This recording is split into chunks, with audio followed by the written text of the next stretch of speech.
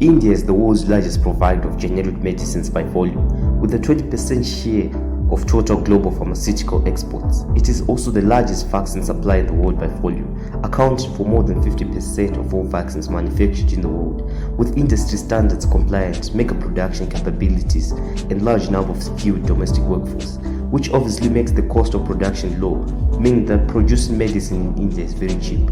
Most people know India is a country of Bollywood, cricket, and amazing curries, but the country with a population of 1.3 billion people plays a very dominant role in the global pharmaceutical industry. Currently is the largest international provider of generic drugs, which are the cheaper but similar medicines as brand name medicine.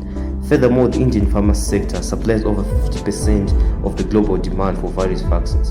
And that's a big achievement if you see where they come from. It doesn't come as a surprise that India can produce medicines cheaper than Western countries, but there are more reasons why they currently dominate the pharmaceutical industry. So how has India managed to achieve this position, and what challenges do they face today? The government started to boost the manufacturing of medicines by Indian companies in the early 1960s. A major turning point, however, was in 1970 when the government made it so that you couldn't put a patent on medical products in the country. A famous quote by former Prime Minister of India: "The idea of better ordered world is one in which medical discoveries will be free of patents and there will be no profiting from life and death." Since most people in India didn't have health insurance and the salaries were low compared to the Western world, importing already available branded medicines were too expensive for the Indian population. They had to be produced locally as a generic medicine instead, which was possible thanks to patent law.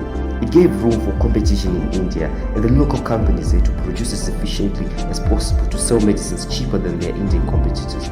Most pharma companies operating in India, even the multinationals, employed exclusively Indian people, from the people in the warehouse to the board of directors. This created many jobs in the life science industry, in turn developing and strengthening the local pharma industry. Things went smoothly and the Indian pharma market was growing year by year. Fast forward into 2005 though, India signed an agreement called TRIPS with the World Trade Organization, which significantly changed intellectual property protection. After signing this agreement, India had to stop the production of counterfeit medicines. In return though, the agreement opened new doors.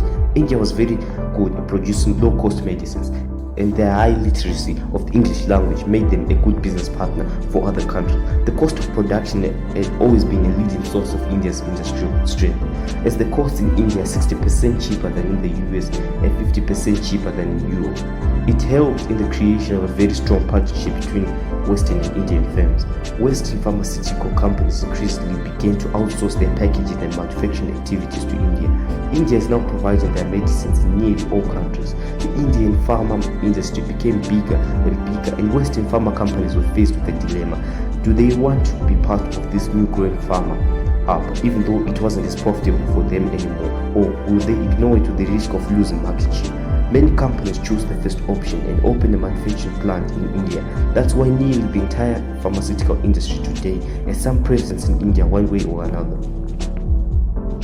The pharma industry in India is huge but fragile too. Although India globally is a large supplier of active ingredients, it is still very dependent on China for ingredients. If India is unable to import from China, for example, in case of lockdowns, a trade war or shortages, it has a serious problem. In the first place, India has to serve their own people. But besides that, if India is unable to fulfill the global demand for generic medicines due to shortages, its influence and power as one of the leading suppliers of generic medicines could be affected. Do you want to know how all countries became dependent on China when it comes to active ingredients? When there are challenges, there are always opportunities. The Indian government came with a plan to reduce the active ingredient dependency on China by promoting dedicated industrial zones for active ingredient plants with financial incentives. They want to become more self-sufficient. This could eventually also enable India to become an alternative to China in the global active ingredient market. And another challenge is innovation. In India, is India doing well? Is India doing enough when it comes to innovation?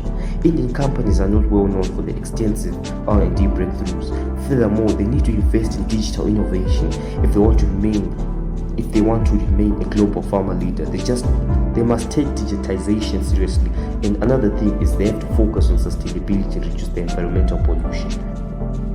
I'm sure India will handle it. There's a reason why CEOs of large companies like Google, Microsoft, and IBM are Indian people, and there is a talented new generation coming our way. So if India is playing its cards wisely, the future will look bright.